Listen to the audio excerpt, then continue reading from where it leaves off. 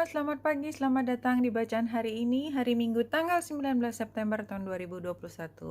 Apa kabarnya teman-teman? Semoga semuanya baik-baik saja, tidak terasa sudah hari Minggu.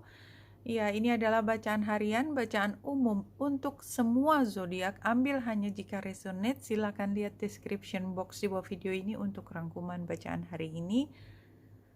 Dan kita mulai dari chart astrologi kita lihat bulan berada di Pisces.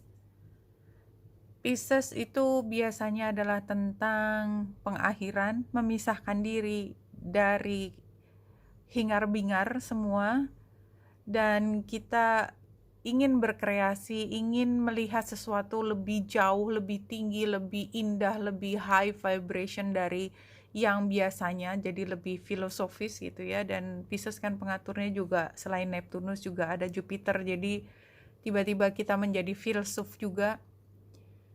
Namun demikian, karena Pisces membuat menjadi focal point dari T-square, dan tidak hanya T-square North Node dan South Node, apalagi kemarin kita bicara tentang rencana masa depan, barangkali sekarang kita menemukan informasi lebih jauh tentang masa depan.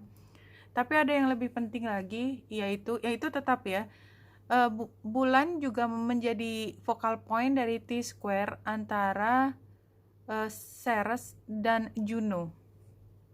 Jadi kalau saya melihat ini, kita merasa bahwa kenapa saya harus dikasih konflik seperti ini? Saya ingin keberlimpahan, saya ingin dapat kerjaan yang gajinya lebih banyak. Tapi kalau saya mau gajinya lebih banyak, itu artinya saya harus kerja lebih lama, dan saya mungkin waktu untuk bersama keluarga, terutama pasangan saya, suami atau istri saya, itu menjadi lebih sedikit.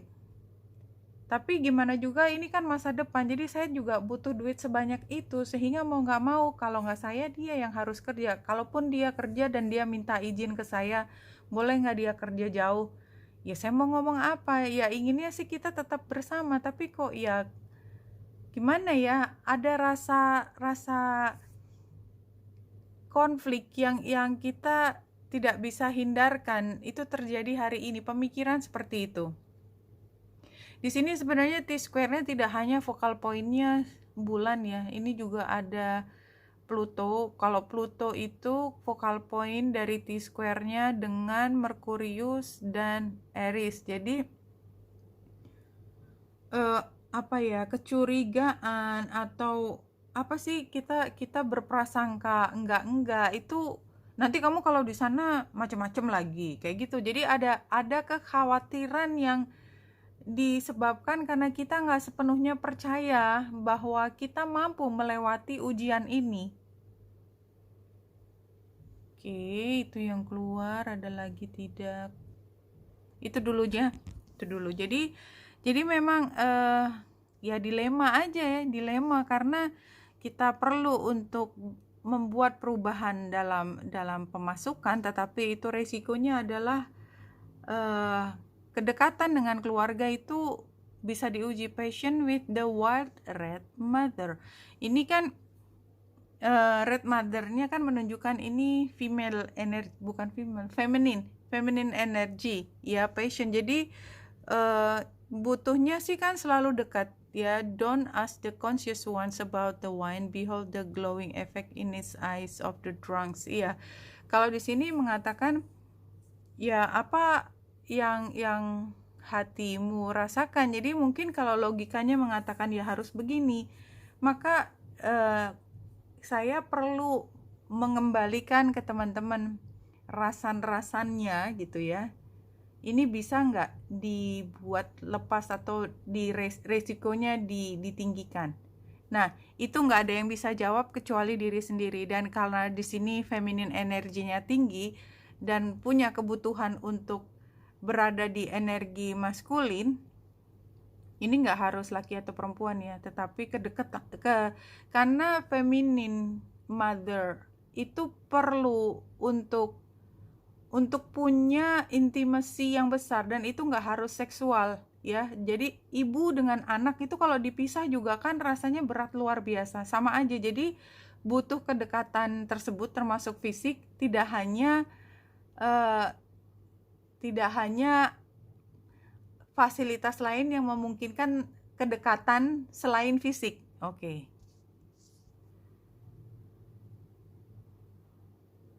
Iya, ini berat sih. Ya artinya memang balik lagi yang kanan orang. Jadi memang keputusan bukan di bacaan ini semua justru dikembalikan lagi ke teman-teman semua bahwa situasinya itu memang challenging udah lama, dan kita tahu kita punya kebutuhan untuk bisa lepas dari beban yang lumayan.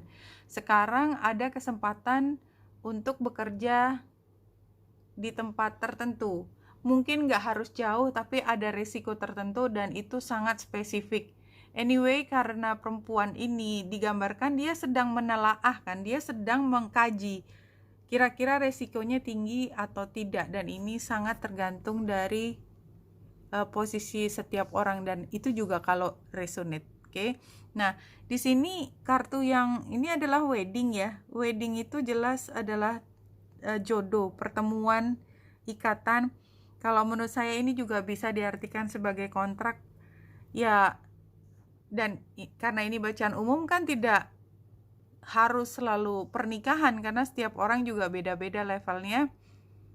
Jadi memang udah jodoh kayaknya. Memang kalau tadi ada tawaran kerja di tempat lain, I think gitu ya, itu kayaknya memang jawabannya. Raise your vibration, ini ya energi Piscesnya tadi. Your intuitive feelings are accurate messages from the angels. Jadi menurut saya kembali lagi, gunakan intuisi untuk mengambil keputusan tersebut kalau resonate. Cuman kayaknya sih diambil keputusan adalah hal yang baru. Jadi kalau ada keputusan untuk yang berbeda dari yang kebiasaan, itu yang kemungkinan besar akan diambil keputusannya. Sekarang kalau kita punya kecurigaan, punya segala macam pikiran yang negatif, barangkali kita berusaha untuk berpikir yang positif, atau paling enggak kita mencari cara supaya bisa menghindarkan diri dari kemungkinan atau resiko yang kita tidak inginkan. Mitigasinya bagaimana gitu ya. Fokus your attention on many blessings that surrounds you. Jadi kita fokus pada bahwa kesempatan ini datang kan jawaban atas doa kita, bahwa kita butuh sesuatu, kita meminta sesuatu, dan ini dibukakan jalan, tapi perlu keberanian buat kita untuk mengambil keputusan. By doing so, you let go of depression, poor self-esteem, and excess weight. Oke. Saya nggak perlu cerita dikit, lebih panjang ya. Oke, kita lanjut.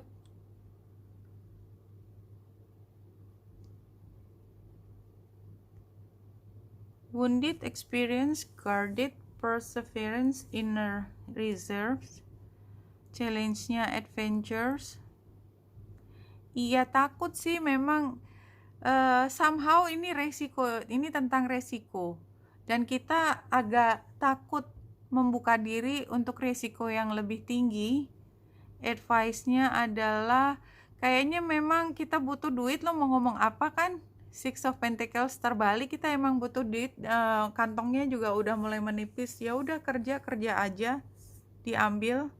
Dan ini outcome-nya no progress, unfulfilling. Iya.